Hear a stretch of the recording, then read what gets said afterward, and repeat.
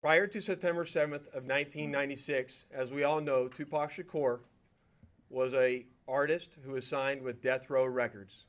And that Death Row Records and its CEO, Marion Suge Knight, were closely affiliated with the Mob Piru criminal street gangs, and that they had an ongoing feud with the Southside Compton Crips. Dwayne Davis was the leader and shot caller of the Southside Compton Crips. And both of these gangs operated out of the Southern California area of Compton.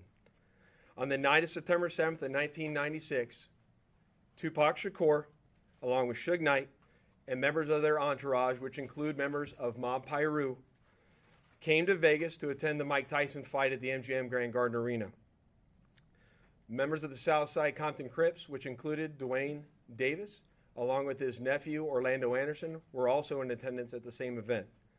As both were leaving the fight, members of Death Row Records spotted Orlando Anderson near an elevator bank inside the MGM, and at that time they began to kick and punch him near that elevator bank, to the retaliatory shooting and death of Tupac Shakur. Following this incident, Tupac and Suge Knight both left the MGM to make their way to a post-fight party, which was to occur at a local nightclub. At the same time, word had spread amongst members of the Southside Compton Crips of what had occurred inside the MGM, and then that's when Dwayne Davis began to devise a plan to obtain a firearm and retaliate against Suge Knight and Mr. Shakur for what occurred inside the hotel against Mr. Anderson.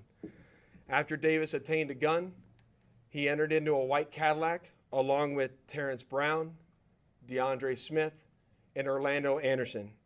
Based on our investigation, this is where we know they were seated.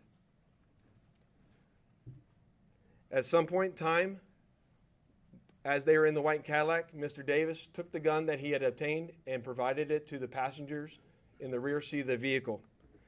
As they were driving west on Flamingo Road near Koval, they located the black BMW, which was driven by Suge Knight, and in the passenger seat was Tupac Shakur. And as they turned around, they pulled up near the passenger side of that vehicle and immediately began shooting at Mr. Knight and Mr. Shakur.